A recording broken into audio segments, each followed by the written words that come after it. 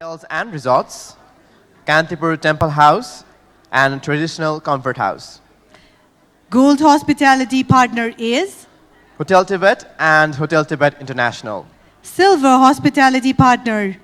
Hotel Akama, Supporting hospitality partners are Royal Singhi Hotel, Hotel Kaja Darbar, Royal Penguin Boutique Hotel and Spa, Hotel Mulberry, Shambaling Hotel, Hotel Shangri-La, Green Mansion Jungle Resort, Safari Narayani Hotel, Himalayan Front Hotel, Chitwan Barahi Jungle Lodge, Jungle Villa Resort Chitwan, Lakeside Retreat, Hotel Barahi Lakeside, Lakeview Resort, Mount Kailas Resort, Mountain Glory Forest Resort, Waterfront Resort, Chitwan Paradise Hotel, and Kathmandu Marriott Hotel. our silver airline partner is Qatar Airways, supporting airline partners are Air Arabia, Himalaya Airlines, Buddha Air, and Druk Air. our official publishing house, WB Media, event management company, Event Solutions, and JST Productions. and lastly IT partners are. Nectar Dessert and Transync. So once again, let's give a round of applause to all our sponsors.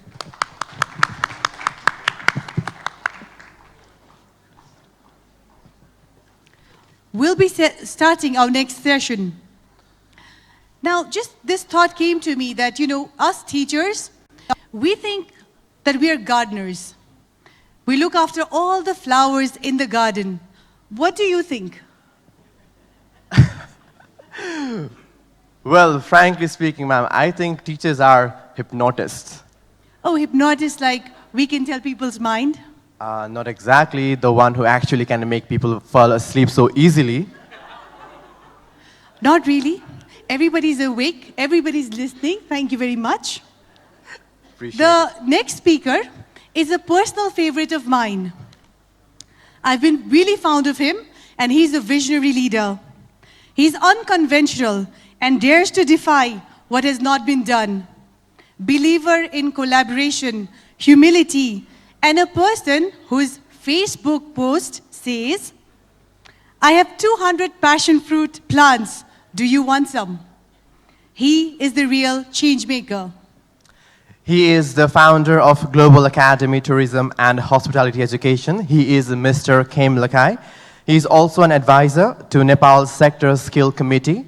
He is a board member of EOFA. He is Nepal's ambassador for World Innovation Forum and executive committee member for PATA Nepal chapter. So, ladies and gentlemen, please welcome Mr. Kem Lakai on stage for his presentation on disrupting hospitality education.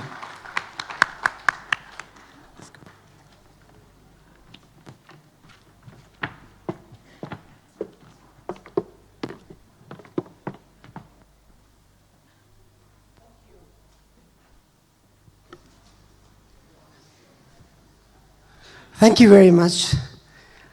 Good morning, ladies and gentlemen. This is not my original voice. I flew from Zurich to Kathmandu, and the moment I wanted to say something and my voice was lost. But thanks to our hot lemon honey, I recovered part of it, and I'm going to do some justice with that, I hope.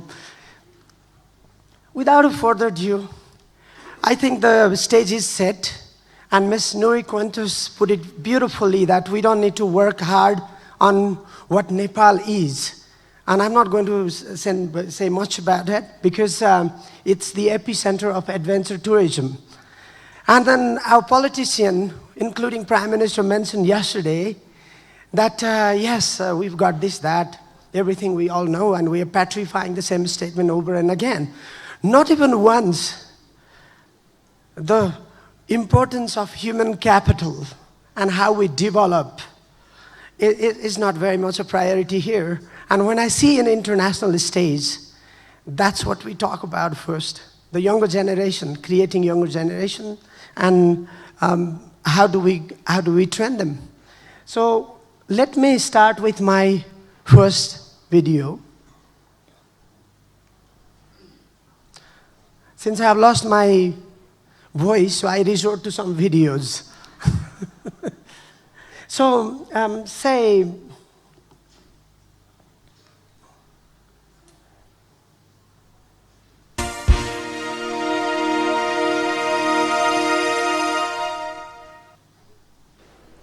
Mesdames et messieurs, ladies and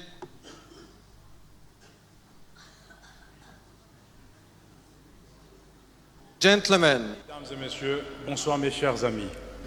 En vous accueillant pour la 12e fois au Roi.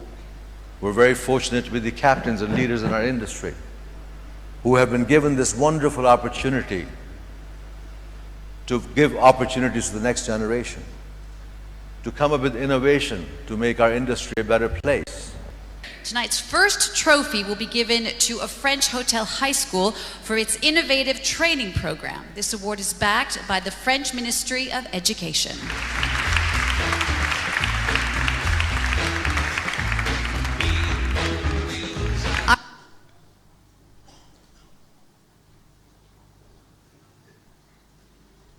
Our second award is for innovation in a training program at a management school.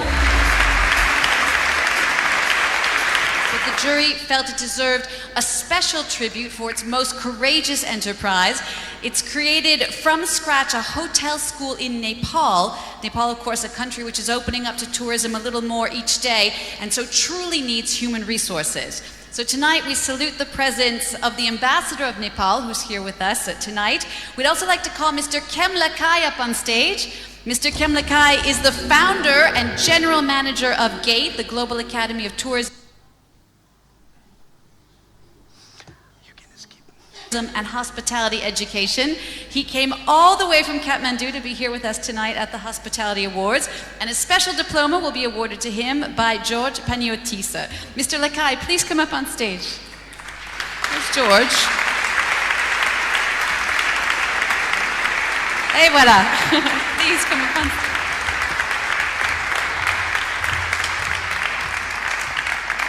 And can you take a picture, please? There you go. Many congratulations. okay, that was much about the glory of, to compensate my voice. But the story just begins there, it's not the ending. The story is a beautiful country. The history of hotel industry goes back only in 1951, the first hotel. And until 1956, we didn't have a hotel that was designed as a hotel, 1956. So not very much. And if you count back in 2010, we only had 10 five-star hotels. And the number of four-star hotels, some closed and so on and so forth. But now, you know, including those visionary business people who started a hotel, and now in next 2 years, we'll have more five-star hotels than ever we had in the history. But then, imagine a small, beautiful village like this in Nepal, and this is everywhere. And we also heard now that this is the future of tourism. Tourists would like to spend more time in these beautiful villages, and we consider that as a course, but that is our opportunity. But how do we build on? We have our young people coming to Kathmandu, and those people who are come to Kathmandu leaving for abroad. Will that solve the problem? No. So the next point. This is the scenario of current hotel schools. 51 only in Kathmandu province number 3. And if you go 3 in province number 1, that is also very recent. And then not very much. Province number 5, 8. And this unequal distribution requires some kind of disruption. We need to change, convert our hotels as our lab, our schools. And the next one, there's a gap. You know the demographic situation in Nepal. Below 25 of age, we have almost 50% young people in this country. They need future. So a lot of them, I wish I had money to study and work. And there's another scenario. I have plenty of money. My parents have at least. But I don't want to work in Nepal, you know. And then that's the second scenario. And, you know, how do we divide this gap? And how do we provide the skills, and how do we tap into the potential youth, the passionate youth? That's how we started 2007, and I don't want to brag much about the school because you already know. And what would be important is, let me go back. How did we start? We have a vocational school in Nepalganj, and we have already made this a 5-star hotel. Has within the facility we have the school, so we cater to the hotel, and young people get world-class opportunity. The second school is in Pokhara, and then Pokhara has exactly the same thing. We're coming with the guest rooms, and Bandipur, our whole town is our lab, where young people come from different part of the country, and they learn there, and then they educate here. This is the approach. So, what is next? How do we do that? How do we leverage from this? So, you see the statistics. I don't want to go much about this also, because tourism number is increased.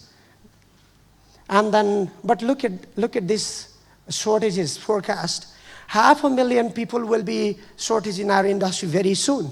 And if we don't do this, if we don't disrupt this, we'll have a shortage of skilled people, competent people here in the country.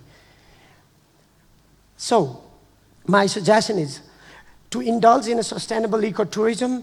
You need clean small hotels, guest house, eco home to retain themselves in the village where they are from.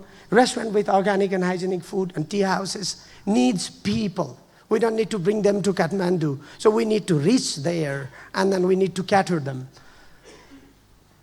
So youth work in a local business, hotels, guest house, tea shops.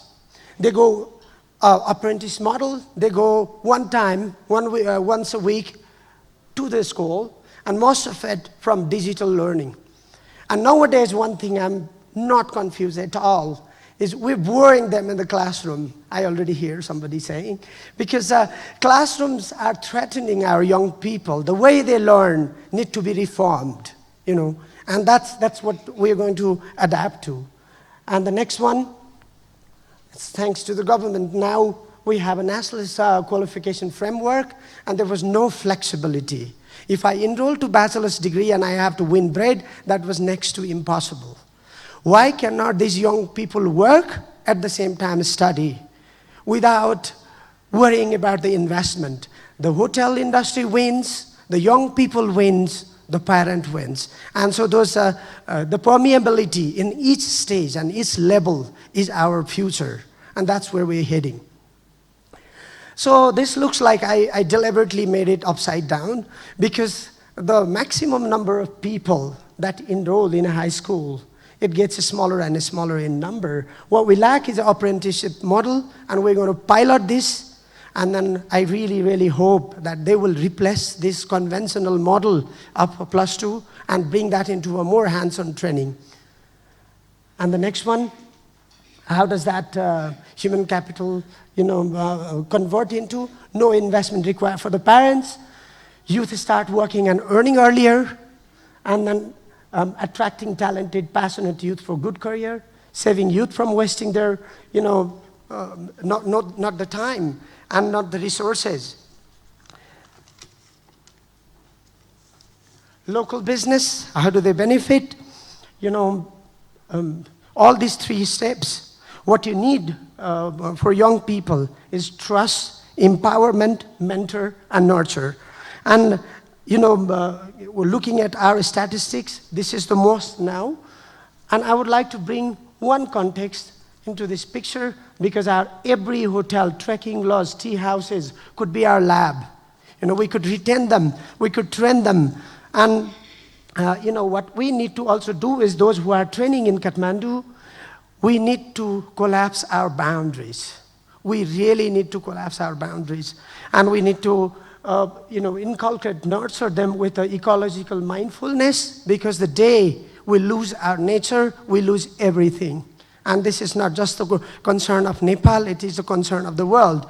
We have seen from Mr. Dog this morning the glacier melting. And that's not very much of a concern in our part of the studies. And then to the champions of travel and tourism industry today, to me personally, travel and tourism is such an industry. If we have this sanity, if we have this better life today, wouldn't have been possible without. And so if we are to harness this and to hand over to the next generation, what we need to do is create a cohort of servant leaders. Because in our part of the world, service hasn't been as a prestigious job. We need to change it. We need to turn it into a pride. And then with this thing, we also need to diversify our, not just limiting to ABC and EVC as a trekking route, but the whole nation converts into a lab, convert into a destination, and this is how I see we are doing. And then another thing is, as a business, they need to invest into the young people. Those who cannot pay, for example, I can show you these 3 people, they invested on the vocational education and provided a scholarship. Imagine, this was a dream. Then, I don't want to go through this. What I want to do is the video, little video.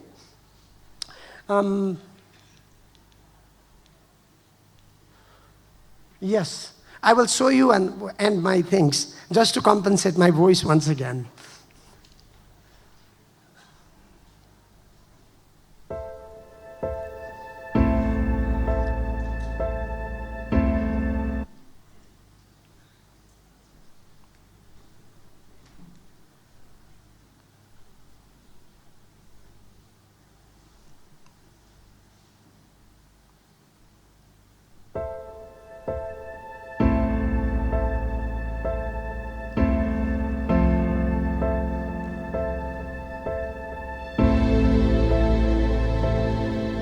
Nepal, a natural paradise, mystical, a Shangri-La, but it also has a dark side.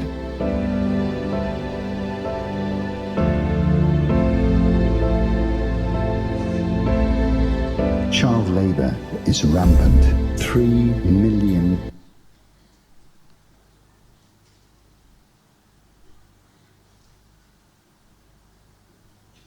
children have to work to survive. Every year, more than 21,000 Nepalese girls and young people are trafficked in Nepal and across the border. It takes just a day from being in the safety of their home to being transported and trapped into bonded exploitation.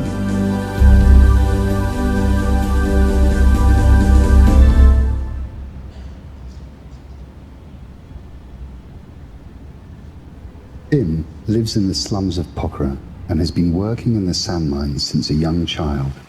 He's trying to support his young family now, but this back-breaking work, carrying 70 kilos of sand for 10 hours a day, pays less than $6 a day. It's nearly impossible to survive. मेरो पनि एउटा सपना छ केही बन्ने राम्रो काम गर्ने केही सिक्ने अवसर पाए मेरो सपना पूरा हुने थियो. The Fab School is a new innovative hospitality vocational training center.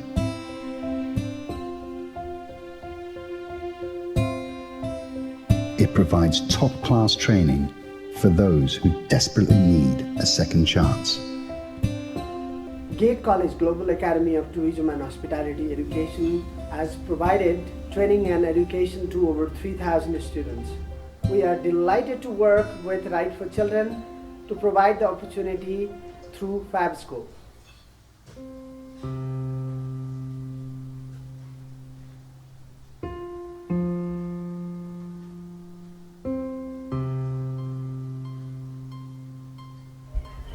म पोखराको सुगमवासीमा बस्छु. मेरो बाबाले जामी काम गर्नुहुन्छ.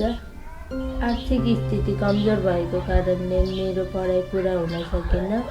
गरिबीको कारणले गर्दा मेरो 2टा बहिनीले आत्महत्या समेत गरे. म घरको जेठी छोरी हुँ, त्यसैले सम्पूर्ण जिम्मेवारी म माथि छ. घरको आवश्यकता पुरा गर्नको लागि मैले सेल्स गर्लको पनि काम गरेँ। मलाई धेरै दुःख कष्टहरू भयो। आफूसित सहयोग पाएर आज मैले फ्याब स्कुलमा तालिम लिने मौका पाएको छु। विगत 4 महिनादेखि मैले हाउसकिपिङको ट्रेनिङ गर्दै आएको छु। ट्रेनिङपछि मैले राम्रो होटलमा काम गर्न पाउँछु भन्ने आशा लिएको छु। राम्रो काम गरेर पैसा कमाएर मेरो परिवारलाई सुकुम्बासीबाट निकाल्ने मेरो इच्छा छ अनि त्यो दिन मेरो सपना पुरा हुनेछ।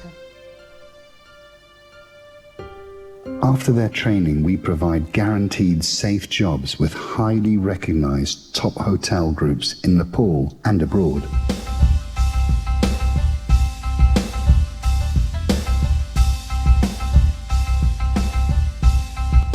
Prithvi, a former street child, is now training and working to fulfill his dream in becoming a top chef.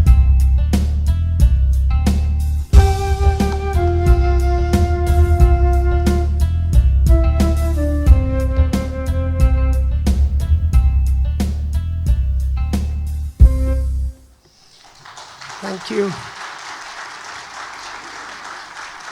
I think I have shared my dreams. Thank you very much. Thank you.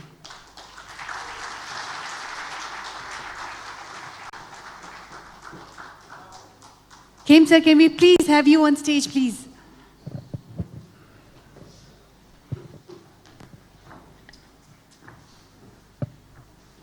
Thank you so much for the lovely presentation. I think you are the voice to the voiceless, even if you've lost your voice. Now I would like to invite Mr. Narendra Bhatta, President of Himalayan Rescue Association, to give the token of appreciation to Mr. Kaim Lakai.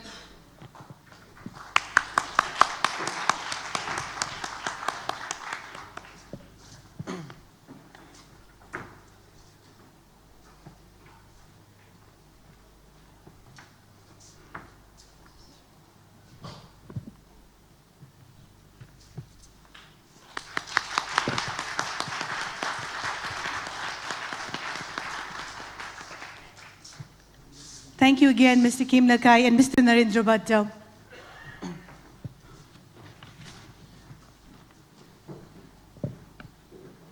That was very heartwarming. Now, going on to our next plenary sessions. This will be an interesting session because it touches on spirituality. Anis, do you know why it's good to have friends? Well, it's important because you never know who's going to sit next to you in your exams. So yes, of course, you need to have friends with everyone. Okay. And this moderator of this session is also a friend of mine.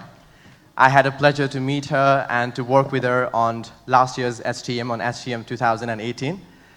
And she taught me one of the biggest mantra for me. Each time you go to a stage, you always got to meditate and calm yourself down.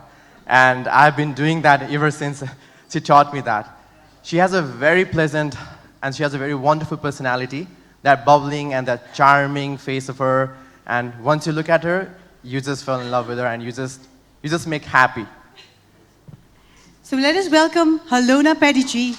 She is the Managing Director of Bata Foundation, the philanthropic charitable sister organization of Bata Asia Travel Association. Halona cultivates the foundation's mission to advance travel and tourism development by supporting education, skills development, and capacity building projects for vulnerable and underprivileged communities. We're honored to have her on stage. Wow, thank you so much, Rital and Anisha. That's really a wonderful introduction and making me blush a little bit. Ladies and gentlemen, good morning and namaste. It's wonderful to be back in Nepal again, to see so many of my Nepalese family and all of your friendly faces. Before we get the panel started today, I would like to invite my 3 guests up to the stage. They will be doing presentations, but I will do a little overview. So I would like to invite Venerable Burin Titakusalo,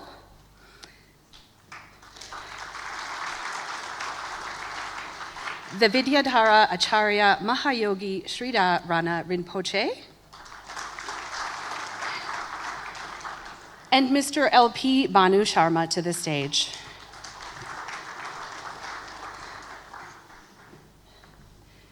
So anyone who knows me knows that I could talk about and listen to discussions on spirituality and its impact on our lives and in our world for days and weeks on end.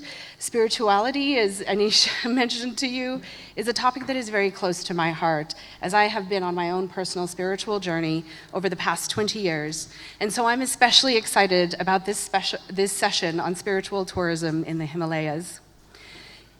In 2014, the UNWTO estimated that approximately 330 million tourists visit the world's key religious sites annually, with over $100 billion of revenue generated each year.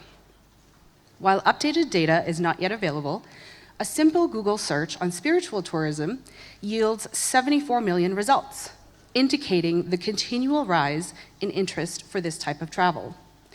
However, there is very little consensus out there on the definition of spiritual tourism.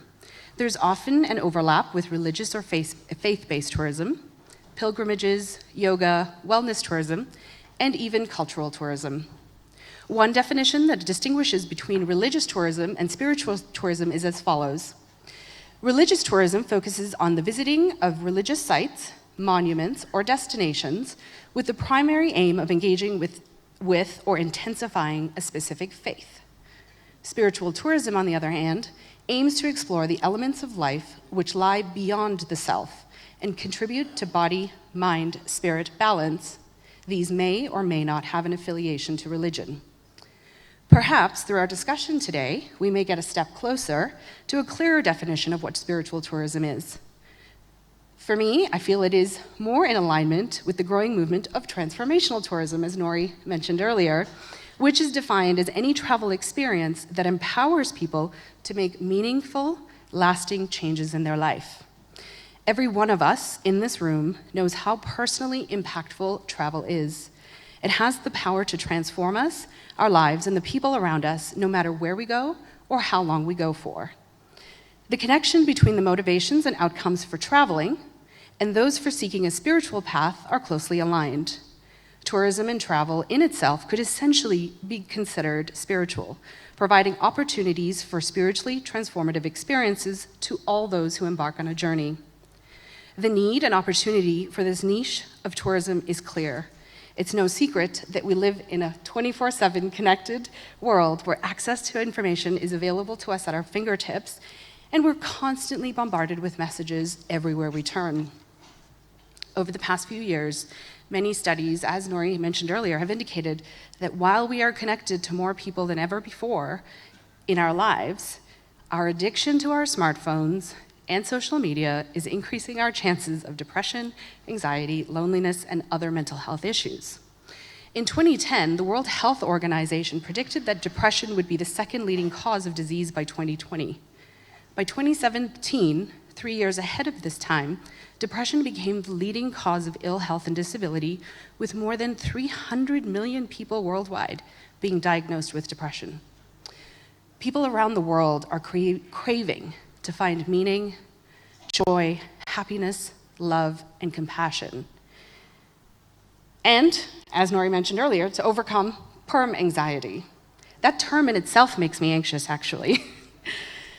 Increasingly, people are using travel as a way to achieve this, whether it is to go on a pilgrimage, climb a mountain, retreat to a meditation, or go to the beach.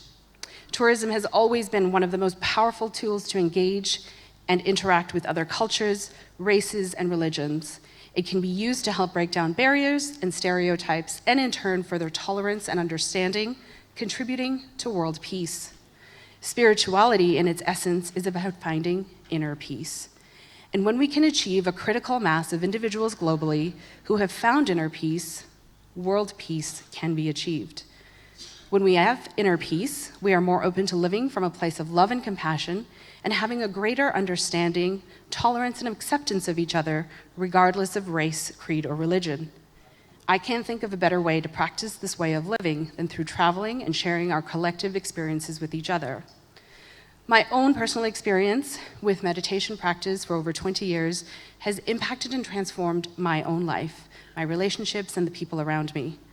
Through my own spiritual journey, travel has become a very sacred and spiritual practice as well. Just last year, after the Himalaya Travel Mart, I had the opportunity to visit Lumpini and had the most beautiful experience as I sat meditating under the Bodhi tree, surrounded by monks from around the world. As an industry, we have an opportunity and a responsibility to impact the world on a far deeper level than we have previously done. It is an opportunity to promote compassion, love, joy, and peace. So with that, I would like to introduce our first speaker, who will share with us his insights on just how the act of participating in spiritual tourism can lead to world peace. Venerable Buren Titakasalo is the executive director of the Middle Way Meditation Institute, a New York-based global nonprofit organization that focuses on the promotion of inner peace education as a means to attaining world peace. Ordained as a Buddhist monk in Thailand since 2000, his quest is to bridge Eastern wisdom and Western science to serve humanity. Through his World Peace Through Inner Peace project, he has touched people from all walks of life. 2 of these events even resulted in Guinness World Records. You may not know this about Venerable Buren, but as a child, his lifelong dream was to work for CNN and to travel the world to report on stories from all corners of our planet. As a result, he studied mass communications to pursue that dream. While his life path shifted, he still managed to achieve his goal of traveling globally. But now, instead of reporting on bad news every day, his message is much more positive and hopeful as he teaches thousands of meditators from 30 countries on 6 continents. Ladies and gentlemen, please join me in giving a warm welcome to Venerable Buren.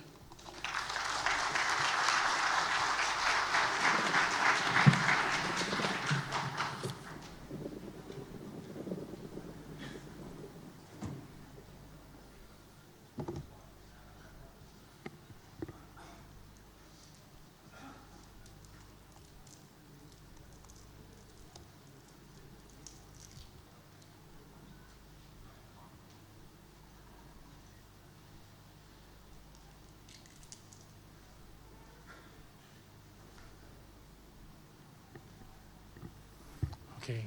Good afternoon, everyone. Are you happy? I always ask that question when I travel because many times people forget. They keep doing things without asking very important question.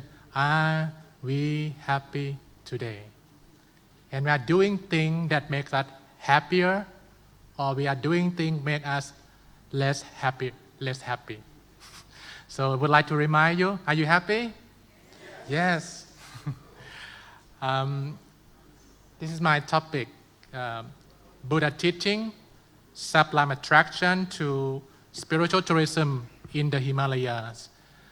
But I would like to thank Nepal, especially Sunil, who in some way we must have karma from previous life that we connect, and for some reason I have a karma.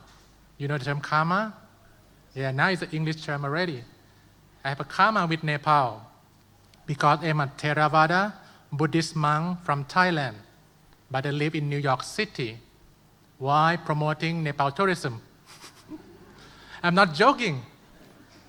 Really, just I fly from New York through Dubai, right, and come to Kathmandu. And at the airport, one Sri Lankan guy works in Dubai, look like wealthy, make good money. He come and then he asks me, oh, because Sri Lankan, one of the top 5 visitor to Nepal. Come, oh, are you monk? Yes, I'm a Buddhist monk from Thailand. Oh, I would like to visit the Buddha main spot. Yeah, where I can go? And for some reason, I didn't visit to India yet. I come to Nepal first. Because most of my work is non-Buddhist country, most of my work. So I visit Nepal recently in Lumpini. So I'm your promoter. I tell the guy my first-hand experience sat at the Mayatevi temple, how it deeply transformed my meditation. Even I meditate 20 years. But that spot had special power. So I convinced him, and you know, your future customer wants something different. He told me, oh, Venerable, I don't want to go rough pilgrimage trip. I want 5-star. You know, spirituality and business is coming.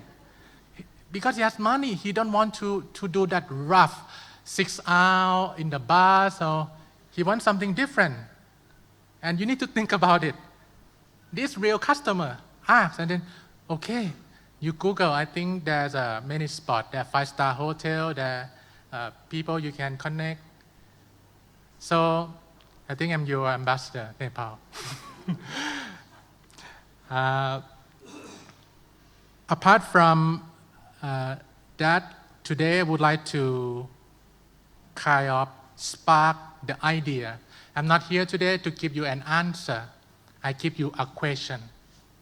Because right now, it's coming strong.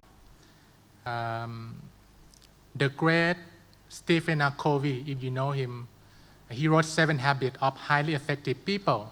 Dr. Stephen Covey, he originally Mormon. He's not Buddhist, but he have a great respect for the Buddha. He talked about the middle way in his book, The 8 Habits. This is what he predicted before he died, and it's happening right now. He said civilization will move on, hunting to agriculture. From agriculture, move to industrial, then IT. You know what's next? He said, after IT, the biggest business is wisdom. That's what Dr. Covey mentioned. And he's not joking. He has statistics. He's Harvard business professor. So wisdom will become a very big business in a very near future. And that wisdom and spirituality is quite connected. So today I would like to spark a kind of ideas and conversation on this, that how spirituality and business will cross for the benefit of humanity. If you make spirituality to commercialize, they will not buy it. You get the point? So there's some thin line that how you can make a great spiritual experience and make it a good business model. I would like to show you something.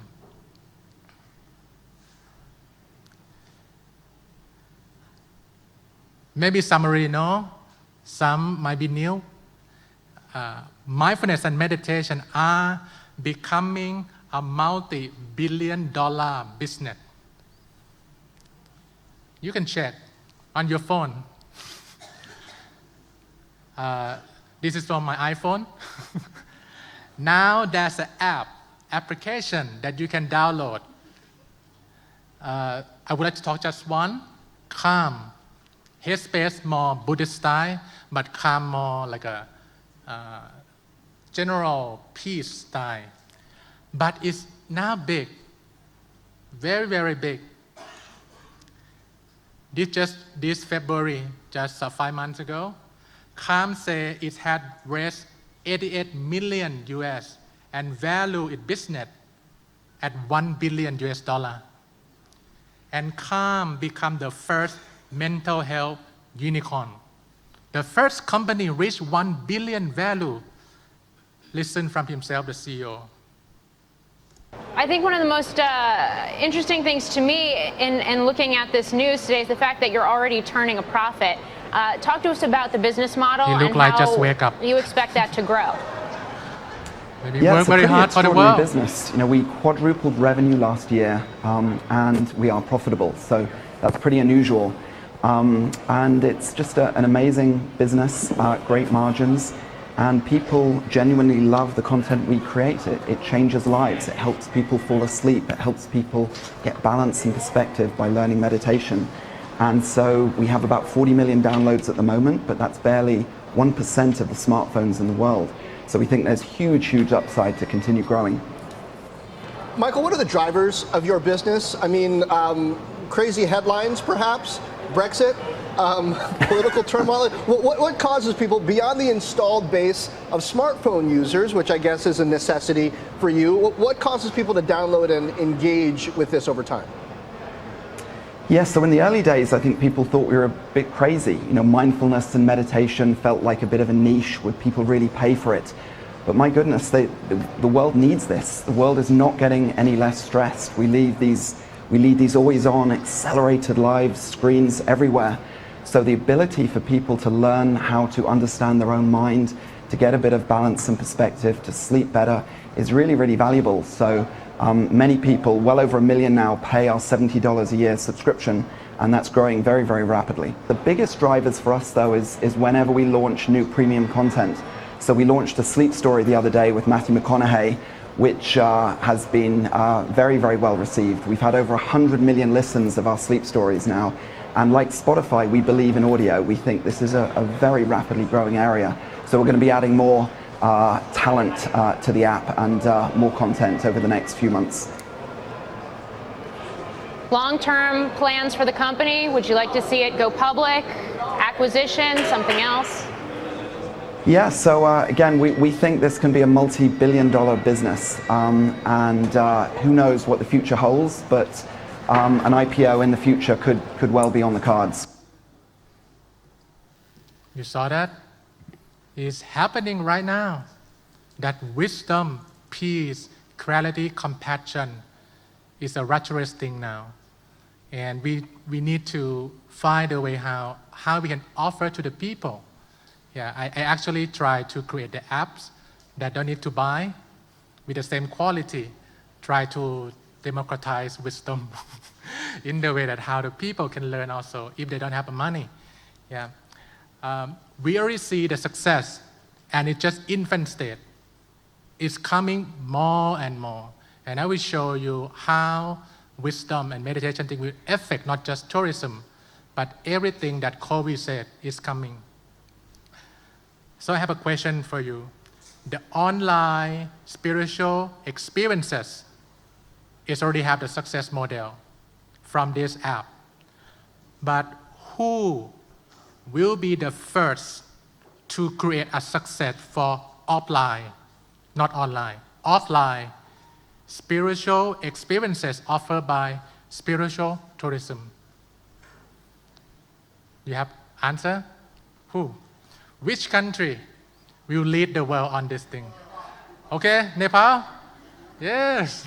Buddha was born here, right? Yeah. But you know you're not alone. India promoting, Modi now promoting also. Thailand too, right? So not feel like, oh, Buddha born here and everything will, no. It's competitive. You know, the other day I met with one Rinpoche, he said, be careful. Try to put Nepal like app. They will say, Buddha born here, but he become Buddha in India, not in Nepal. You get the idea? So it's a bit delicate stuff. How are you going to put it out there in the way that embrace everyone and not like kind of segment group challenging? So I have a question for you. Which country with company that will specialize in spiritual tourism and make it the best experience ever for anyone who turn more spiritual? Another big question, how can we maintain a good balance between spirituality and business? This is very key. You want degree off, people don't buy it. You want less, oh, it's too rough. You know, you need to find the middle way between these spiritualities and business. If we can answer all these questions, wow, we need this world.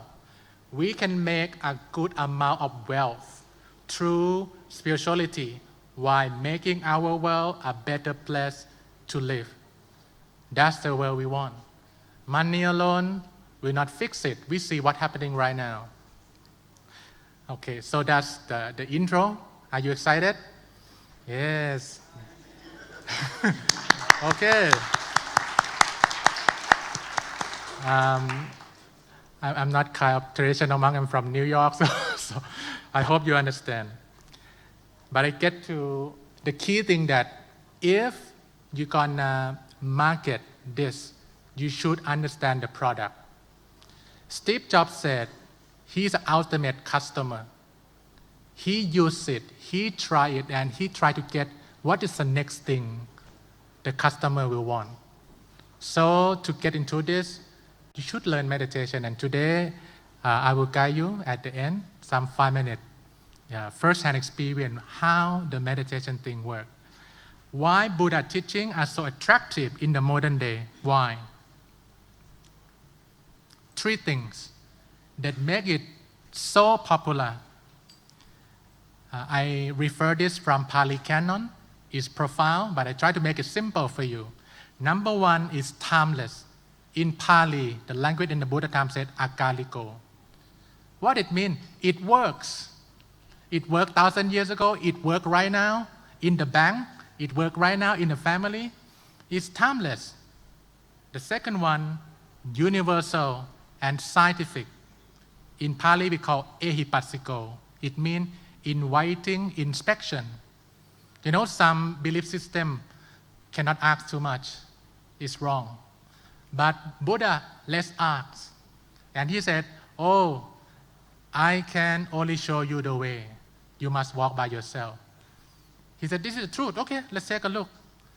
So it's very attractive in the way that the modern mind, the scientific mind will connect right away. I want to prove it. And the last one, self-evidence.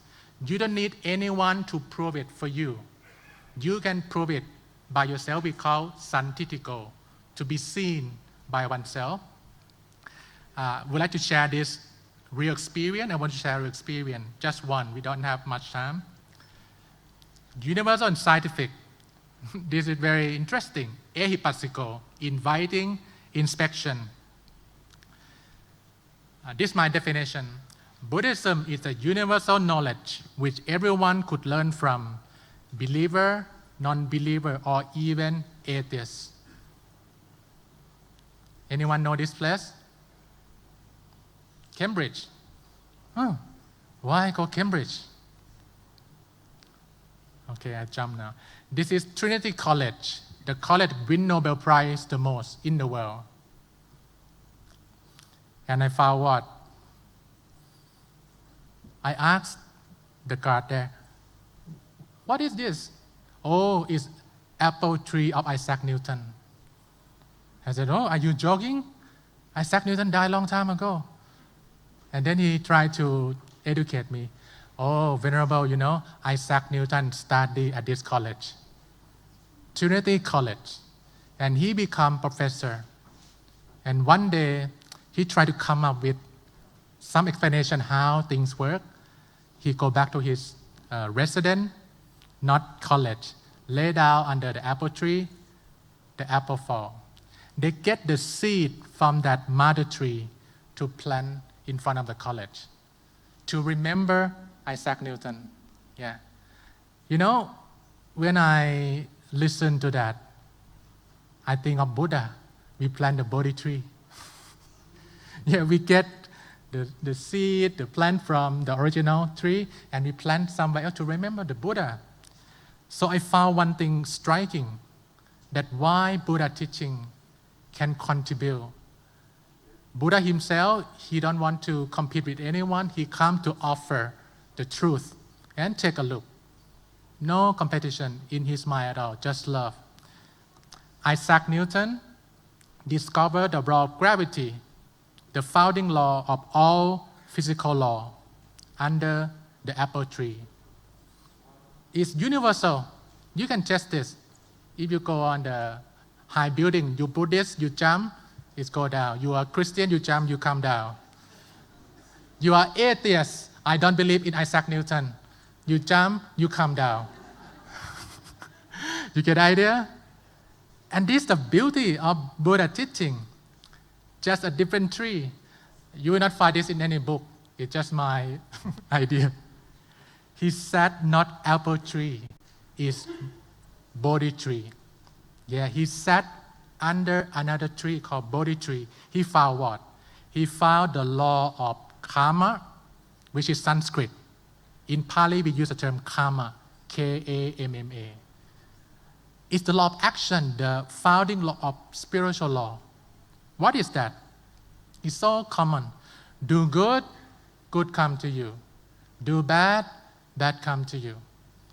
If we are not happy, maybe something not quite right in this formula. And it's universal.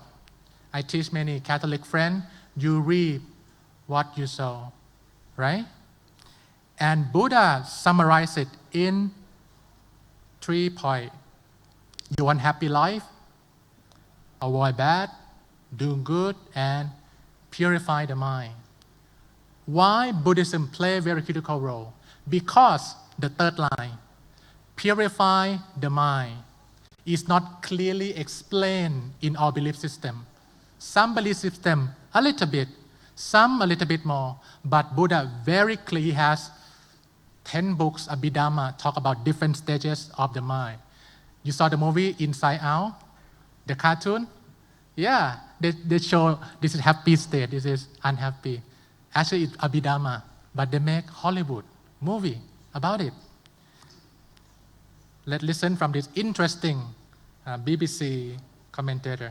Meditation is used to bring about a tangible outcome, either in the understanding of the world or in our ability to deal with it and with the suffering we see all around and feel within us. One thing that struck me is that whatever the regional variations of Buddhism, issues of suffering are right at the core of the philosophy. Now, that is really interesting because in general, over the last 2,500 years, cultures of the East have actually been very unabashed about suffering. They don't mind putting it centre stage. Whereas in the West, these are issues that we can sometimes try to brush under the carpet. In the modern age, for instance, we've been accused of trying to cheat death itself. But just look at that statue. There's the Buddha promising to deal with all the suffering in the world. So it does make you wonder what future Buddhism has as a global belief system. What's going to happen when ideas of the East, which put suffering to the fore, start to take root in the West? Interesting. Yeah, and we have so many suffering right now in the world. So I would like to share this part and then we're going to have some meditation together. This is my first-hand experience how people in the world receiving this quite well. Every Sunday, this is in Manhattan, New York, hundreds of American people who stress out, who bad relationship, they come seek for help. So just last Sunday, I went to teach about wisdom. In Buddhism, what Buddha teach that don't worry, you are Christian, you are Jewish, it doesn't matter. You can learn. And they are excited. This is your customer. Because they learn a little bit. Imagine if they come to Lumpini, meditate there. And if we can develop many temples there as a good retreat center, they will have life transformative moment. And when they go back home, they cannot stop talking. Oh, you must go, you must go. And it's not only one center, many centers right now happening. They learn every Sunday, not as a religion, but as a wisdom, the teaching to solve my pain and suffering. And they ask many difficult questions, like something happened at home, even some, can Buddha fix inequality? Many interesting points. After the class, they not go back, they line up. They want to ask their problem with the monk. Give me some wisdom. I need to fix this in my company. Give me some wisdom. I have very bad relationship with my daughter right now. Suffering is everywhere, and they need answer. Sometimes they cannot find it through traditional practice. They look something else. And we should offer, not compete, just offer what is available. I would like to move it a little bit further because it's linked with the next topic also, sustainability. I have a great opportunity to work with this amazing guy, Professor Jeffrey Sachs. He's a director of the Center of Sustainable Development at Columbia University. He is a special advisor to UN Secretary General since Kofi Annan. He pioneered this thing. 17 SDG. I think the Prime Minister mentioned also yesterday about no poverty, zero hunger, inequality, the collection of the most suffering in the world in one chart. Bill Gates referred to this also with his work. What is the great opportunity? Jeffrey Sachs, he studied widely. He just gave a comment about US and China on CNN and it's give big wave in America right now. How you react wisely to maintain a good prosperity for the long term. He said his hero, only two persons, Aristotle and Buddha. Yeah, he studied widely. He picked just two, Aristotle, science, right? And Buddha, wisdom. So, he curious now. He invite me to UN, to the World Happiness Day. Every year now they announce which country is the happiest countries in the world. And they have an indicator. And if Prime Minister right yesterday, prosperity and happy Nepal, right? So you see, I'm quite alone. Just among already, and the rest is scholar from Oxford, from Harvard, ambassador from different countries who are interested in this. In Dubai right now, they have Ministry of Happiness and Well-being. And they are Muslim, but they seek meditation from Buddhism now as some tool to help. So now we work together. He curious how Buddha teaching can give some wisdom to fix 17 SDG. Buddha had an answer for climate change or not. Buddha had an answer for inequality in the world or not. Not the Buddhism version we heard in Ivy League before. It used to be just relax, check the brain, or academic, historical Buddha. But this is Buddhism as the wisdom for the world. So now I pioneer this. It used to be inner peace education. Now it's the middle way education that offered to Jeffrey Sachs. Actually, it's Sila Samadhi Panya, but I use a simple term. You want happy life, discipline, meditation, wisdom for happiness and well-being. Okay, I'm almost there. Next year, visit Nepal 2020, right? And you have a goal of 2 million, correct? The plan. To move from 1 million, a little bit, to 2 million in 1 year. If you do regular thing, it cannot. You need to do something special. And this travel mart, I think it's one of the key factor, historical one. You need a good hardware. I don't want to go into detail. You need a good software. And you need a good service. I want to point out software. Software advantage of Nepal. Lumpini. Yeah, I come to Nepal because of Lumpini. And that is attraction. The second one, many great Buddhist teachers here in Kathmandu, in the mountain, in Lumpini also. The happiest man in the world named Matthew Ricard in Nepal, right? So you have many great teachers here. And Rana Rinpoche will share more also for the knowledge here. And spiritual beauty of Himalayas. Nature and spirituality is one. Yeah, when you expose yourself into the beautiful nature, your spirit back to the beauty state of the nature. And you can plan. This is top 5. India, China, USA, Sri Lanka, and UK. You know, one thing, they all stress. Any country, communism, democracy. I went to Shanghai. Yeah, Buddhism is taboo there.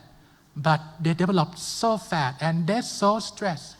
They flew to Thailand. Many businessmen in China come seek for inner peace. And I was invited. I hope no Chinese officer here.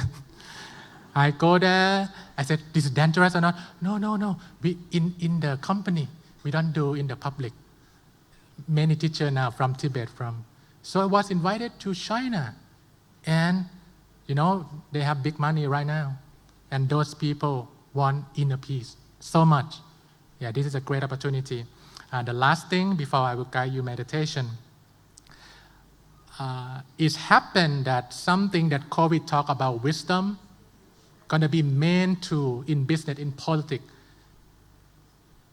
It was one example in the Philippines, and I will offer to you both government sector and private sector. Let's think about this, that we would like to use this to move next year to 2 million or not. Because it needs investment, it needs attention of everyone. This event called Light of Peace, we use Buddha teaching and we connect to our religion. We respect all and then come and meditate together. This is the size of 4 football stadium, around the size of Turikal. Yeah. And you see that this is Guinness World Record, the largest flaming image in the world. 1.1 person, 1.1 person. You can imagine. It's international event. Yeah, I get a letter from the president of the Philippines.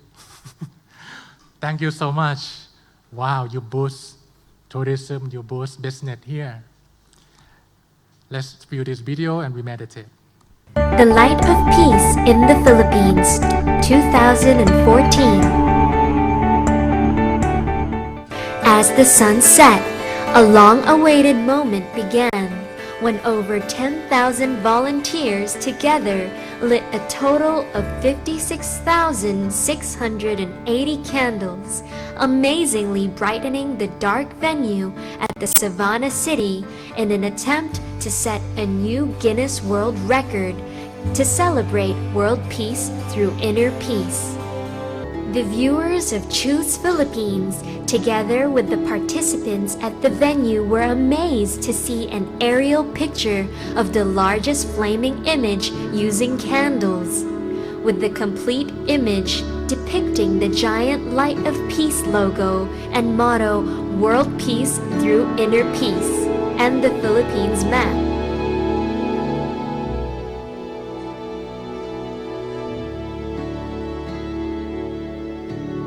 I believe that Philippines will be the role model for the world, and I wish that one day Vietnam will be able to do the same, and I wish that from the bottom of my heart. I want to learn how to organize that because I want to have light of peace in my country to make people be more united.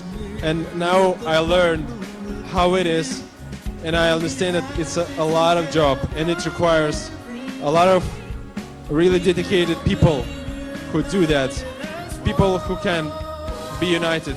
I'm very thankful to everyone. We want to show to everyone that Estonia can do this, and we have a motto that's Light of Peace in Estonia, Eesti saab hakkama.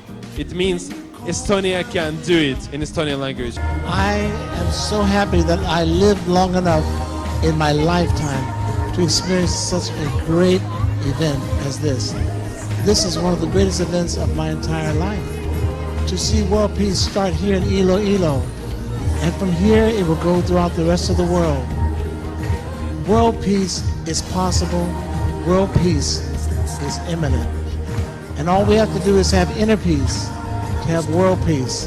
Tonight there were Muslims, Christians, Buddhists, Catholics, just every religion here represented, and no conflict, no war, no anger, no hatred, no resentment, only peace, only love, only acceptance.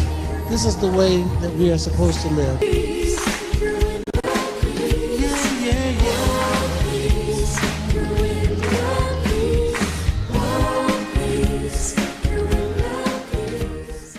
Okay, please keep a big hand for world peace.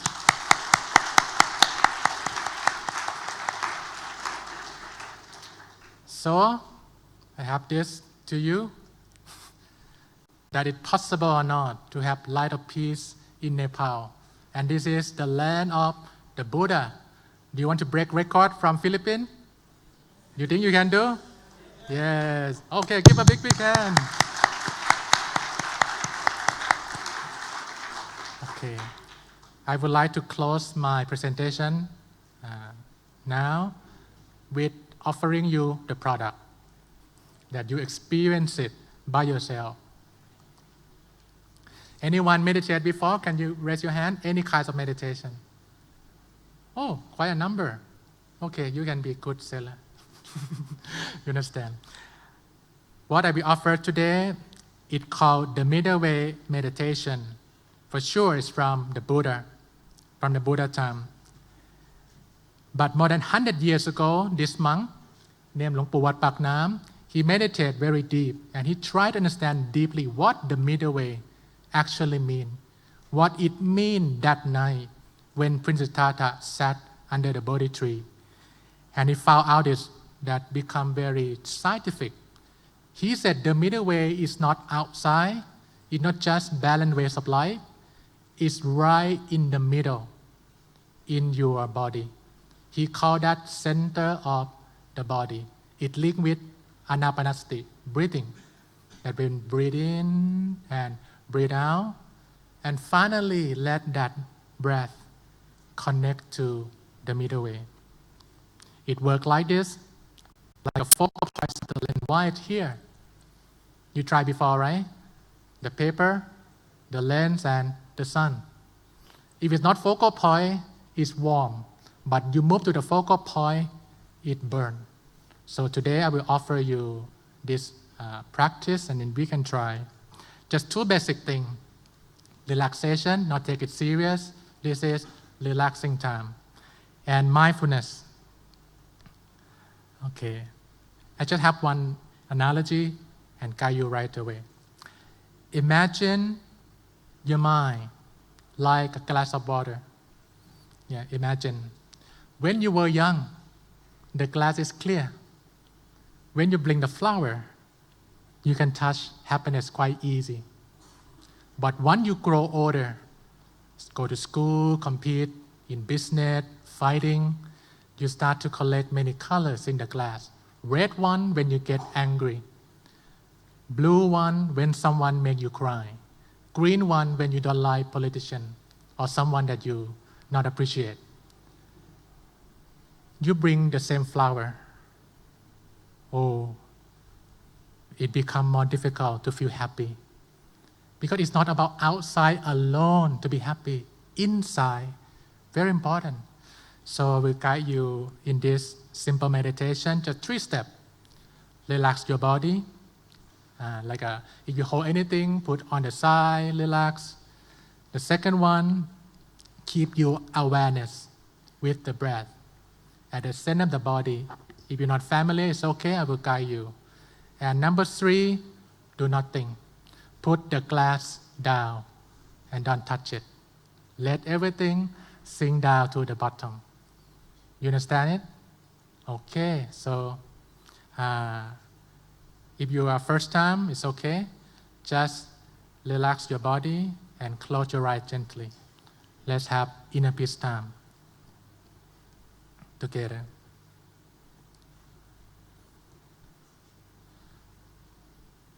From this moment, let's experience this spiritual journey inside us. The journey to peace, the journey to love, compassion that you really need it, your family too, and the country and the world. Take it easy. Close your eyes in a soft and gentle way. Release all the stress from your body. Allow yourself to be calm, peaceful, and gentle. No rush. No force, just surrender to peace, to kindness. And then take a deep breath Breathe in and breathe out, slowly and gently. In and out. In and out. When you breathe in peace and joy. When you breathe out all concern, worry, tension. In and out. In and out.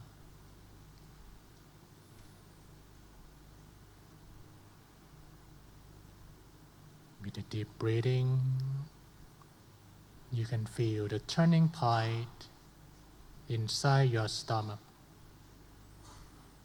Keep your awareness gently, softly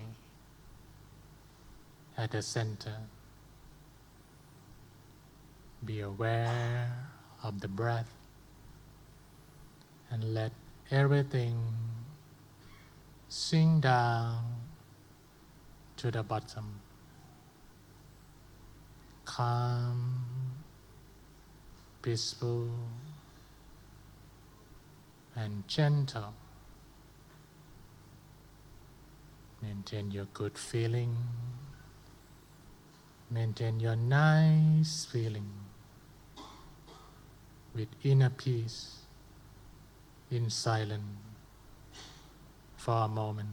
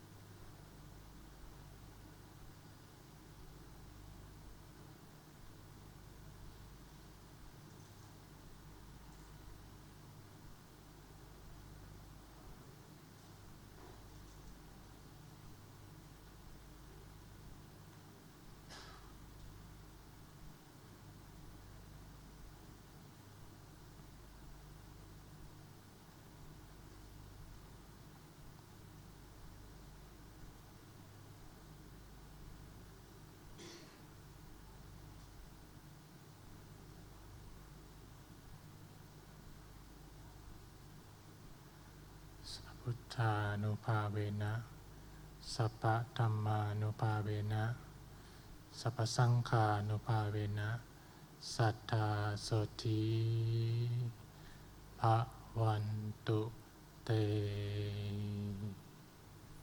You can slowly and gently open your eye. Still remain calm and peaceful inside yourself. Okay, you can open your eyes. How was it? Good? Yes. I'm so happy. Thank you very much for the time. Please continue. This is a shower for your mind. Shower your body, shower your mind, change the world. Thank you.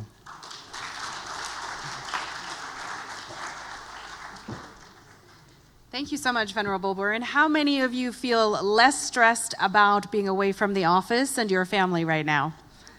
Yeah? Thank you for that. And how many of you are willing to participate in a Guinness Book World Record to overtake the Philippines next year? Yes, Deepak, I think you've got some work ahead of you, perhaps. Our next speaker began his spiritual pursuits very early in life, just after graduating from high school. He is the first non-Tibetan to be bestowed with the title Rinpoche. As a scholar of 8 different Buddhist traditions, one of Vidyadhara's one of his focus in life is to make available all aspects of the Buddha Dharma to those interested in studying and practicing it.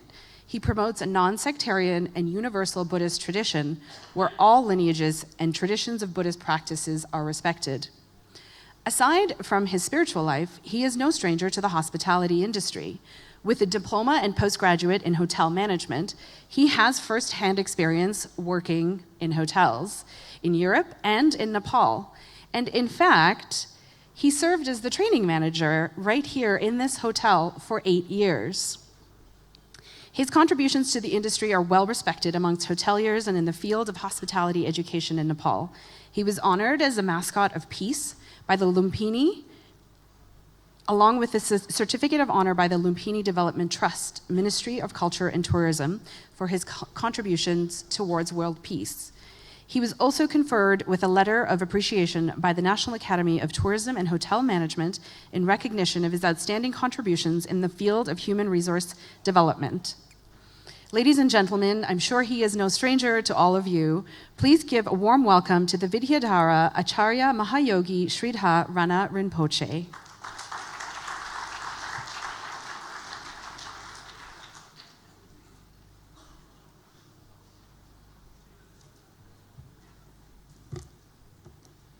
Triratna Saranam Namo Amitabhaya.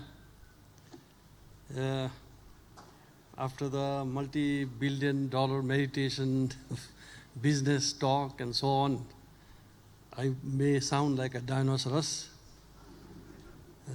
I was asked to talk about the hidden and unknown things of Buddhism in Nepal. So I will start with the Cis-Himalayan region. Guru Padmasambhav, who was crucial in taking Buddhism to Tibet in the 8th century, prophesied that there would be 7 hidden valleys in later centuries, and where meditators from Tibet and also from Nepal, of course, would go and meditate. And out of the 7, 5 are in Nepal, and 2 are in India, Sikkim and Arunachal Pradesh. Of them, I will talk only of those in Nepal. The word Bayul in Tibetan comes from Tibetan origin with a historical description of the 8th century prophecy related to Padmasambhava and means secret land or hidden land. And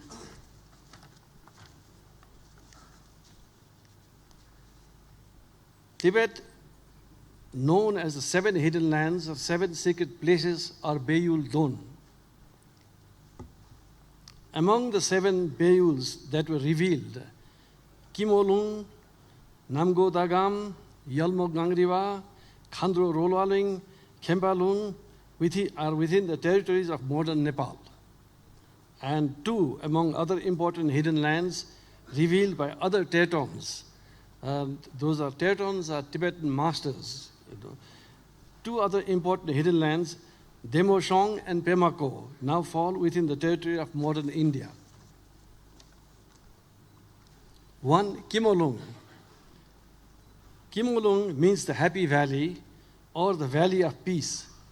This hidden land borders Tibet in the north of the Himalayas and beyond the sources of Budi Gandaki in the Gorkha region of Nepal. This valley is located in Shingeri Himalayas base camp and rests in between the Ganesh Himal towards its east and Manasalu Himal towards its west. This sacred place houses Serang Gumba, one of the most famous and important monasteries of the region. Along with a number of caves for meditation, the Serang Monastery accommodates 60 meditating monks there. And there are also other Buddhist practitioners meditating in and around this place. It is believed that the famous 11th century Mahasiddha Milarepa had visited this place. There are 2 important caves of Milarepa in this area where the pilgrims go to meditate even today. This place was revealed by Teton Godem Chen. There are 4 easily accessible routes to this hidden land from 4 directions to reach the main entry point. East from Chum Valley to Kimolung Power Place. Power Place means peat, power spot, power place, peat. west from Nubri Valley, they are all in Nepal, to Kimolung Power Place. South from B village to Kimolung Power Place, and north from Tibet into Kimolung Power Place.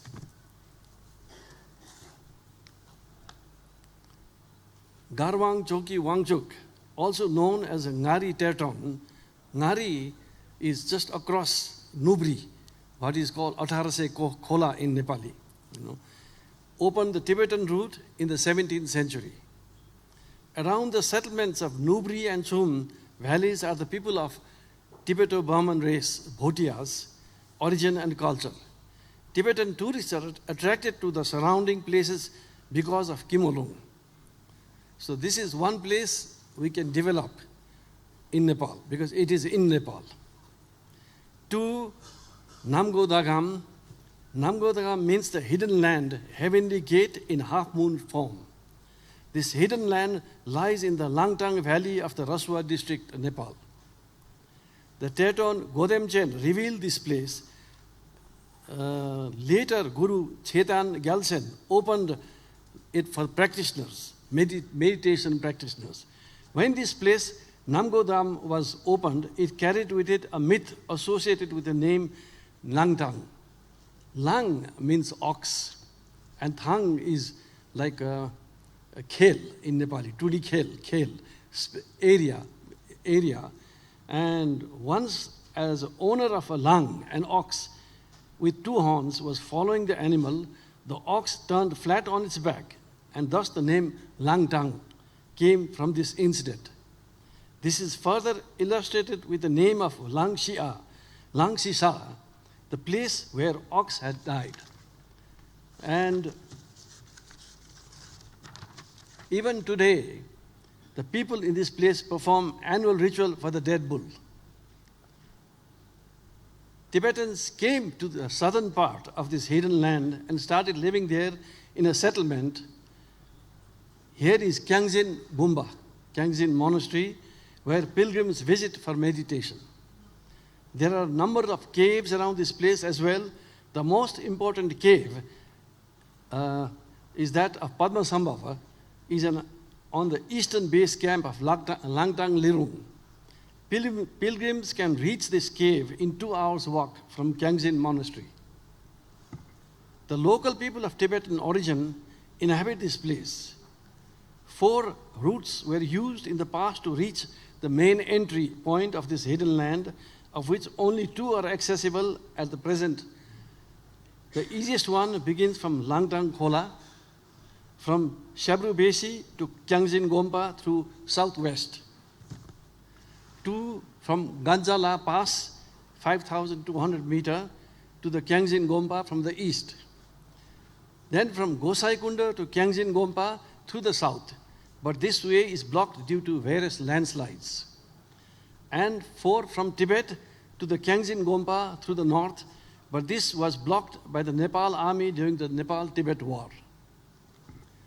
3rd is Yalmo Gangriwa. Yalmo is the local name for Helambu. Yalmo Gangriwa means the enclosure of snow-capped mountains and is in Yalmo Valley, known as Helambu of the Sindhu Palchok district of Nepal. The center of this hidden land is Bemthang, which is the origin of Melamchi River. Towards the upper part, there's a mountain named Dorje Lekpa, also known as Bajra Sadhu. Dorje Lekpa is just Tibetan for Bajra Sadhu.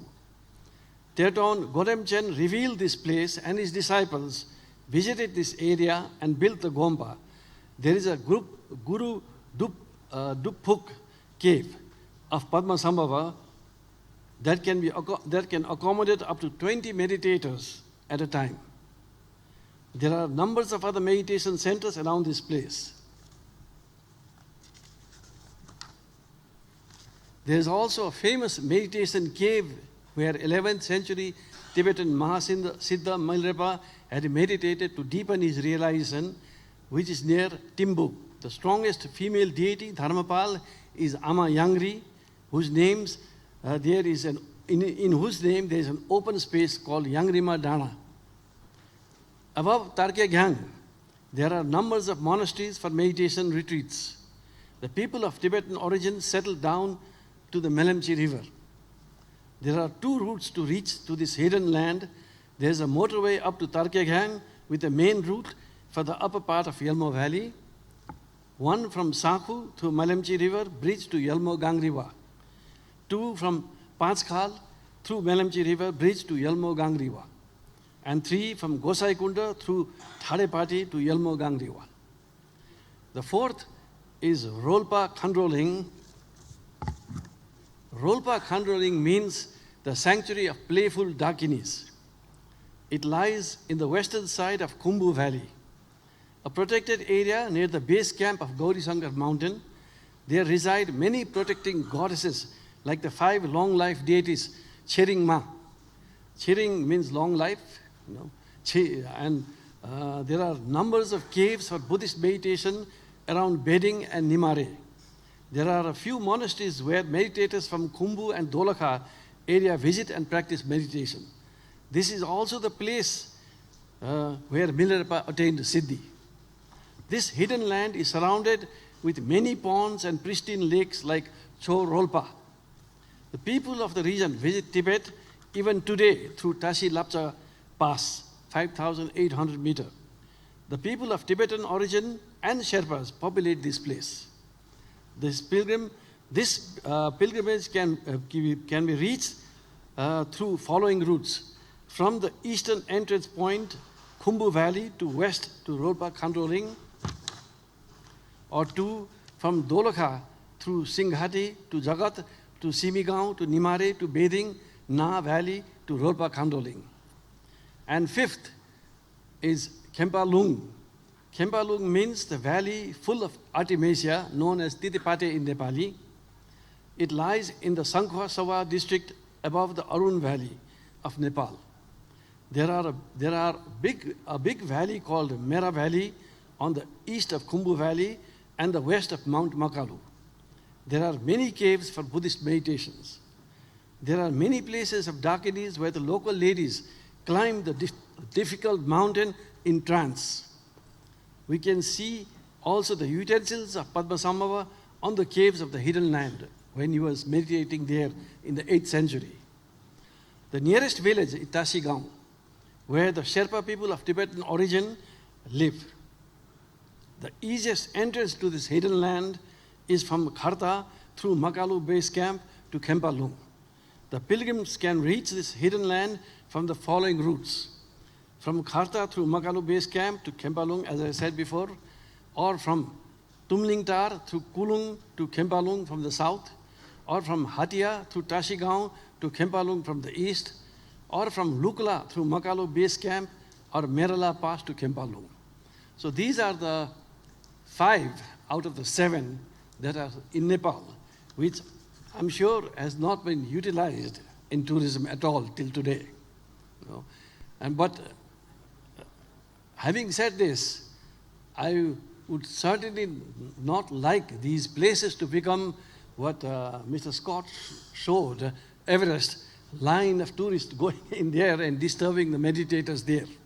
There are still meditators in the entire Himalayan region meditating for 20 years, 30 years, 40 years, or all their life in various caves in these places, in Humla, in Dolpa, and these places. And these can be used, but with wisdom, as we say in Buddhism, pragya, so that the culture and the place will not be destroyed. With a host of people climbing up the mountain, Mount Everest, maybe Mount Everest will not be destroyed, but with hosts of people going to these valleys, the meditators there will leave the valley.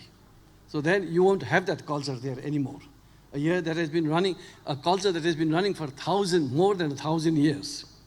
So people who are in charge of these things must be sensitive to these issues before unleashing tourists into these areas. Then there are other places and other things in Nepal that are not so well known. One of them is Mani Rimdu in Tengbokche, what is called the so-called Lama dance. In Tengbokche, once a year, it's a It's a tourist attraction.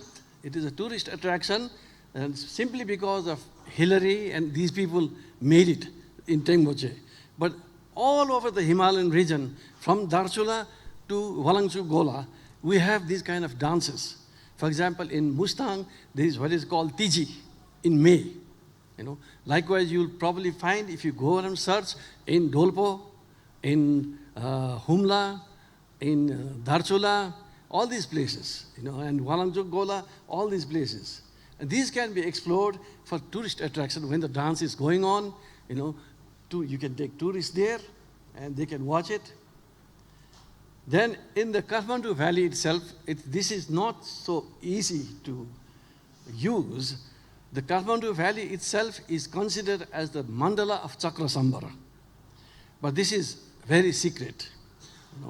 So even I do not know where the different parts of the mandala is. But it is well known now that it is the mandala of Chakrasambhara. Then the three ancient stupas, Bauddha, Swayambhu, and Namo Buddha, Nambuddha, as it is called. These are again very famous stupas, ancient. They can be used for tourism purpose.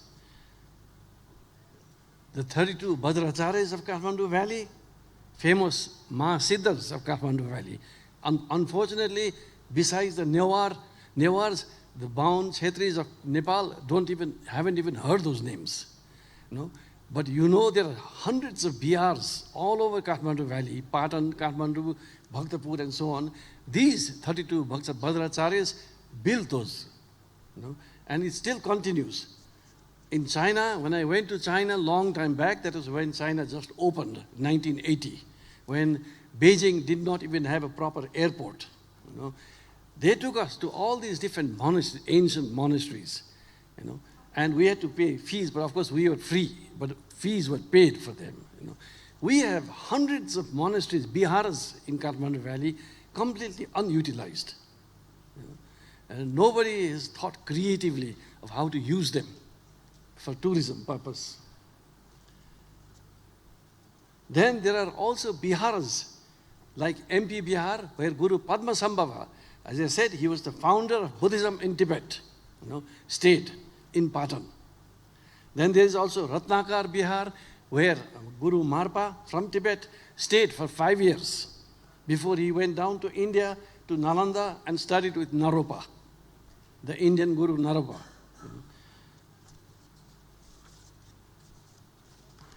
Then there is places like Kankare Bihar in Surkhet. It broke down in the big earthquake 200 years ago, approximately 200 years ago. Like we have what is called the Nabbe Sal. Nabbe Sal, that's the Nepali calendar earthquake. And 100 years before that was another big earthquake, and it broke down.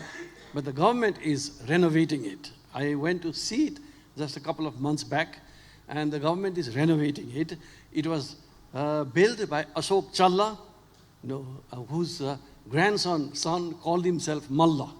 And they were Thakuri kings.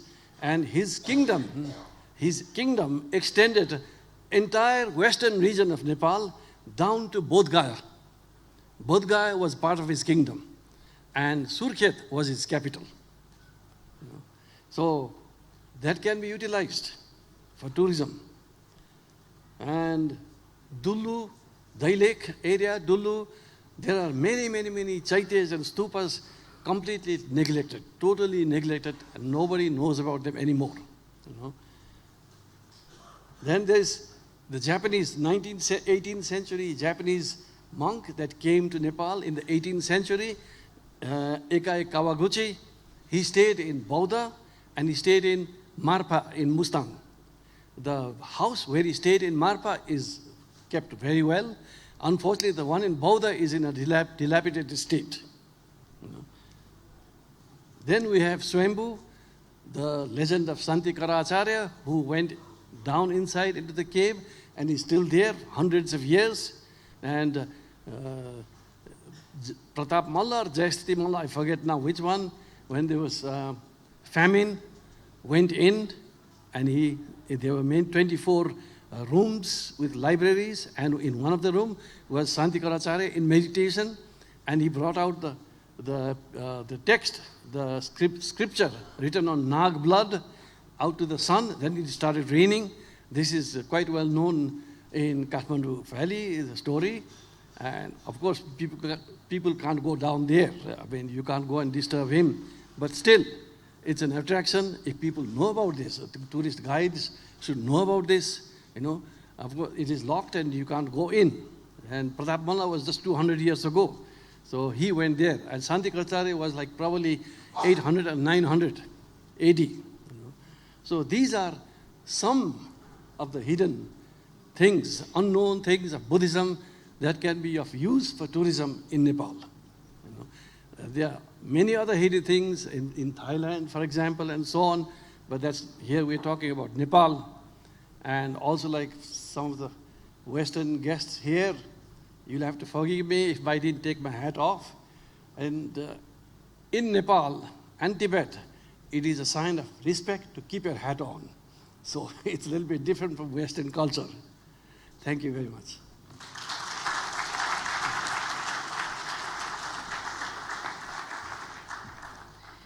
Thank you so much, Rinpoche. There's definitely opportunity here in Nepal, and one of the things that we will talk about is how not to turn it into an over-touristed site, as so many sites around the world are experiencing. Our last speaker for this morning's session is a well-renowned personality in Nepal as a spiritual leader, educator, life and executive coach, and social worker.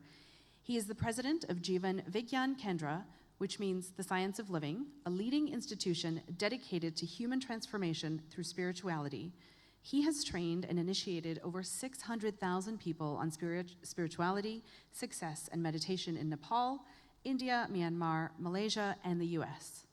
He's an enlightened mystic who is the forum leader on leadership, meditation, positive, and right living programs. The principal of Apex College is where he is as a premier business school in Nepal. He's also a CPA by training, but now focuses his efforts on helping people in Nepal and abroad find their inner core in mysticism. He has initiated the Bagmati River campaign to clean up the largest river here in Kathmandu, and as a part of this campaign, it has grown to an additional 75 rivers across the country, which are now being cleaned. He has also published over 150 articles on management, spirituality, yoga, and positive living, as well as Gita Mahagyan commentaries on discourses on Gita Chapter 1. Ladies and gentlemen, please put your hands together for a warm welcome from Mr. L.P. Banu Sharma.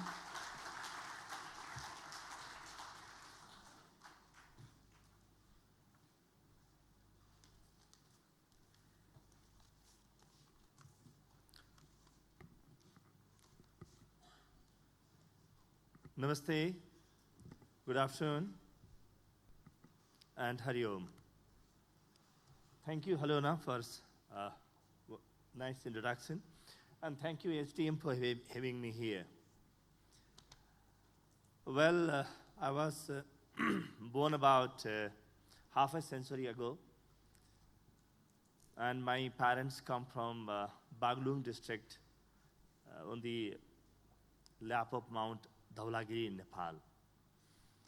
And for about 40 years, I've been meditating now. And teaching meditation, contributing something in education and social service to many people around the world. So this afternoon, I'll not be bringing any data to you. I'll just be bringing you live experience and relating to you about what Nepal can offer in terms of spirituality. Well, when it comes to spirituality, the first thing that I remember immediately is, I do not know how many of you do recollect that December 21, 2012, how many of you recollect? It was prophesied that that is going to be doomsday. Long back, that's not very long back. It was just 7 years back, not even 7, 6.5 years back. I think it has completely gone out of our memory. And there were so many so many talk shows and so many things. And I watched 12 movies on that, English movies. And you will be very happy to learn, especially the tourism fraternity will be very happy to learn that in all the 12 movies that I saw, what they were trying to show is when there is something like a doomsday, when the world is coming to an end, there are so many people who are trying to save their life. But there is only one ship. And about 300,000-400,000 people get into that ship. And you know where that ship finally goes to? Where they think, where the unconscious human memory, unconscious human mind thinks that this place probably will never sink. And this place, this is the place where people will not die. In all the 12 movies that I saw, the ships, the ships and the different other transport modes, they were transported to Nepal and Tibet. So the unconscious human mind, the world over, knows that Nepal and Tibet have something great to offer. Now, in terms of spirituality, I was trying to see how many people meditate when the Reverend Bhikkhu was talking about it. And I saw so many hands being raised up. I was so happy. I'm getting very close to you. Now, there's so many ways you can touch your spirituality. Spirituality to me is touching your inner core. When Dog Scott was talking about touching the heights, spirituality is about touching your depth. And when you touch your depth, naturally, so many things come alive to you. So many things come alive to you. The whole world comes alive to you. The whole nature comes alive to you. And immediately, you start wondering what tourism is. So I think there's a very close interconnectedness between spirituality and tourism. And I'm so happy that HTM has spirituality as one of its themes. I'm so happy. And when they are portraying Nepal, gateway to Himalayas, I think that we should also talk about Nepal, gateway to your own inner heart. It could be also a gateway to your own inner heart. Now, see, tourism till date, many people, many countries, what they used is for entertainment, for fun, and for leisure. But we can use tourism to transform lives. That's what transformation Nora probably was talking about. It was a mesmerizing presentation. I really loved it. Thank you so much for that. And the Eastern concept of tourism is, getting close to nature, getting close to people, and getting close to you. And Nepal, I think, has everything to offer on that. The whole geography of this country is completely established as a body of spirituality, much like the human body. If we want to explore Nepal in depth, I'm sure it's going to take dozens of years to do that in terms of spirituality. And my own experience says one must experience it, rather immerse in it, soak in it, to live in it, to realize it. So wherever you go, for example, there are few contexts that I want to relate to. For example, Pashupatinath is the Lord of those who are in spiritual bondage. And then you have Kumari, the living goddess. See, where you can touch spirituality.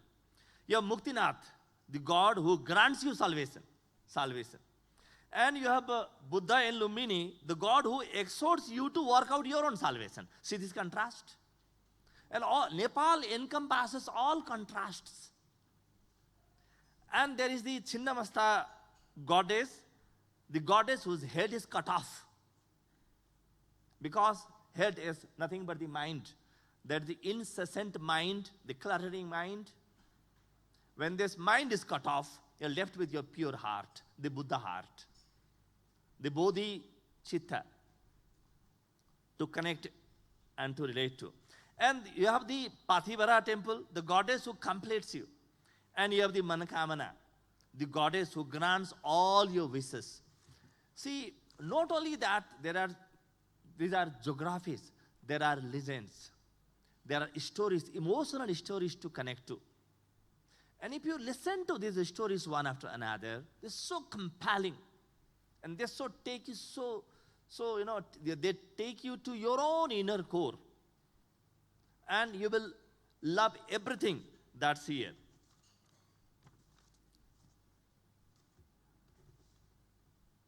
Nepal probably offers a wider kaleidoscope in terms of spirituality. Whether it may be dhyana, whether it may be yoga, it may be tantra. Each of these, for example, dhyana, even if I were to experience it for thousands and thousands of eons, not just years, I'll not be able to do it completely. From dhyana to yoga to tantra to bhakti to sankhya to Saligram Sila, the stone god, to the harps. There's so many things to explore. And what our sages did over tens of thousands of years is, not only they built these places, not only they built this emotional connection between places so that I can relate to and I own something, they also built this into daily living. For example, the festivals, the jatras. So many things, right from the morning till evening, you have something to do in terms of spirituality. And Nepal not just saves you. If we saw so many news being covered worldwide after the earthquake, the recent earthquake, everybody was talking about how happy Nepalese people are even after the earthquake. They're so resilient. They're so resilient. You can't imagine that just 4 years back, we had a massive earthquake. And today, almost everyone has forgotten that. If I ask Nepalese people here, they might have even forgotten the dates. Even the date. It's because, the whole culture here, round the year, and the whole festivals are built around spirituality. They soak you. They absorb you. They mesmerize you. Finally, I know that I should not take so much time because we're already running out of time. What I see is wellness tourism and spirituality tourism will bring in high-end tourists, not just tourists. But this is one thing we must be talking about, we must be doing something, and we must really be showcasing to the entire world. There's a survey that says that wellness tourists spend 130% more than regular tourists.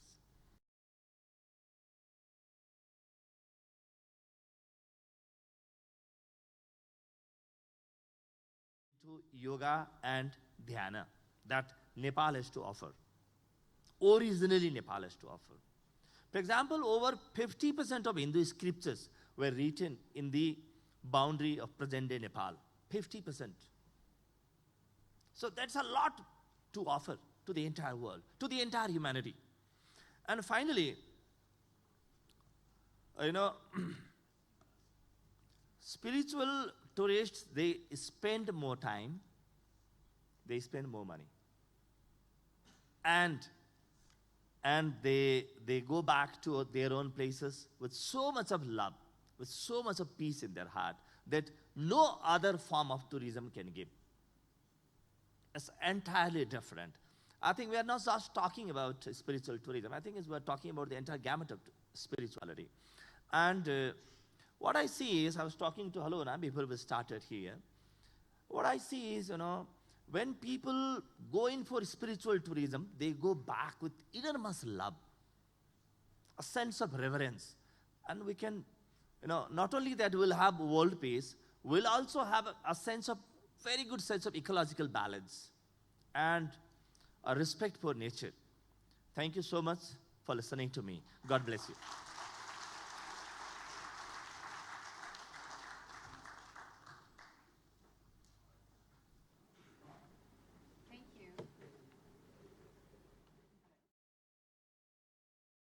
Time we have for questions? 0 questions.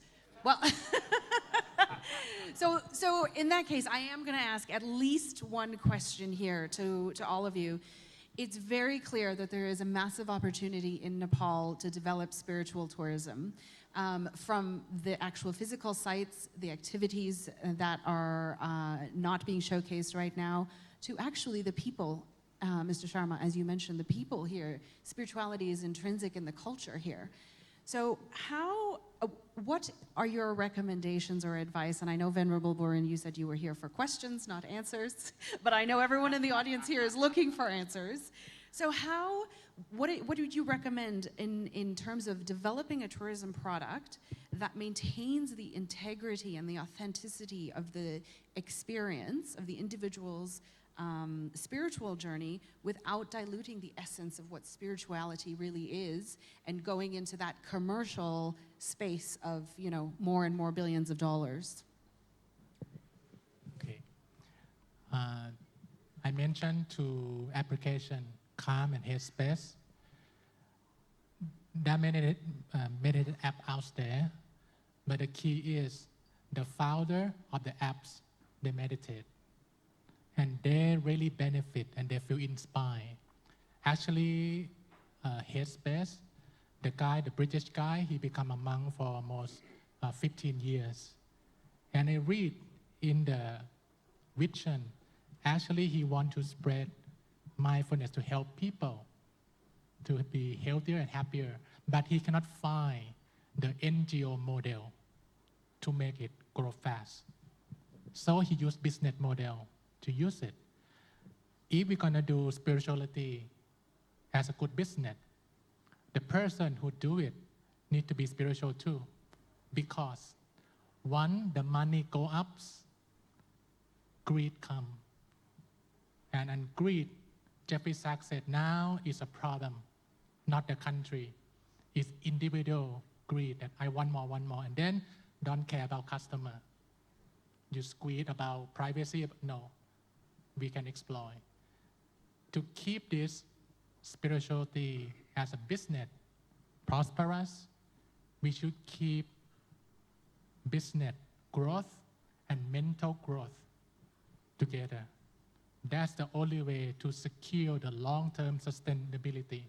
Because when the money very high, the sharing will be very deep. That how you be on that middle way, that you still maintain the original idea, why we should offer this. If just for the money, it will not work. It must be for the people, for humanity to live a better life, and all the side effects. Yeah, it's good money come. Yeah, next year in January, I was invited to speak at Harvard Business School to 200 CEO. They want to understand why right now, when people put purpose first, meaning first, money come even more than focusing on the money itself. And this is the trending, the wisdom is coming. So I think keep economic development and spiritual development side by side. We can guarantee future prosperity. Excellent, thank you. Mr. Sharma, any thoughts? Thank you so much. To add on to what the Reverend Bhikkhu had to say, I feel there are 2 things that we must work on now. First is understanding the cultural story behind the geography and the deities and the spiritual connotations that places have to offer. This is first thing. Second is Now, unless a businessman, a tour guide, or an employee in a hotel knows and understands the spirituality, lives it, it's very difficult to promote spiritual tourism. So we must work towards, spiritual education if we want to foster, if we want to work on spiritual tourism first. Thank you. Thank you. Rinpoche, would you like to have the final say? When we talk about spiritual tourism, there are two categories. One is like what Ajahn Burin talked about, teaching meditation that are suitable for any person. They don't have to be Buddhist. It relaxes them, it takes the tension out of them. MD, Dr. Herbert Benson called it the relaxation response. When you meditate, your body relaxes. So that's one category. The other category was what I was talking about, places which are spiritual. There are plenty in Nepal, and they can be marketed. But unlike Everest, these are very sensitive things, and the spiritual aspect of the area can die out if it just becomes an ordinary tourist spot. So the people who run tourism and so on have to be sensitive about these things, and maybe have quotas, go there, not disturb the meditators, and this kind of thing. Okay. So maintaining the essence of the community as well, and their way of life and their lifestyle. This is obviously a discussion that needs to be continued, and hopefully you will invite these world-class thinkers and gain further insights from them to come back and share a little bit more about how you can develop this, and perhaps we'll break some world records in the next year or so. Thank you so much.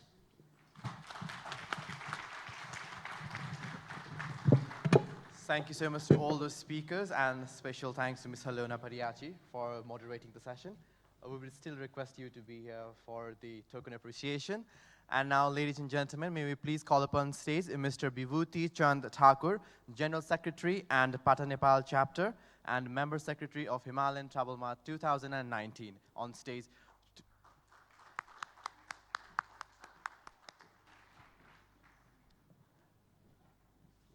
So first token of appreciation, we would like to do it for Venerable Bhikkhu.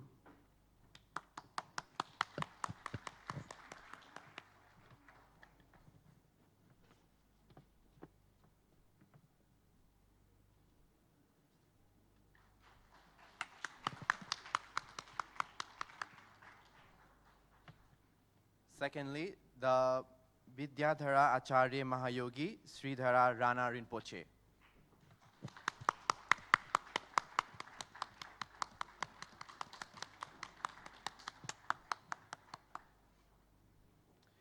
Mr. L.P. Bhanu Sharma.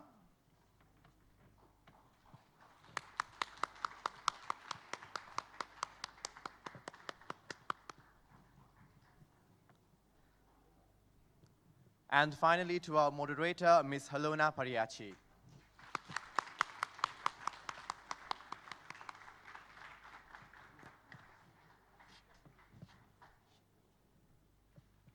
Thank you to all the speakers. And now, thank you so much for being with us.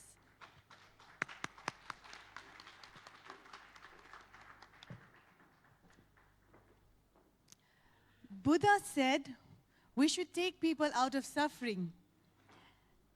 And we're going to do something interesting. Let's go for luncheon first and then outdoor. Okay. Lunch can be interesting. Buddha has spoken. All right. Buddha is going to take us out of suffering and into lunch. I think we'll come back after 1 hour. We've already filled our minds. Let's fill our stomachs. Thank you. Enjoy your lunch, ladies and gentlemen.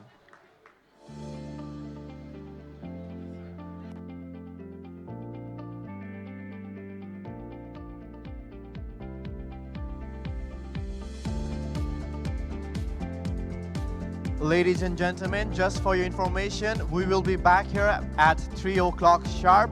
So please, ladies and gentlemen, we'll see you right after 1 hour. Enjoy your lunch.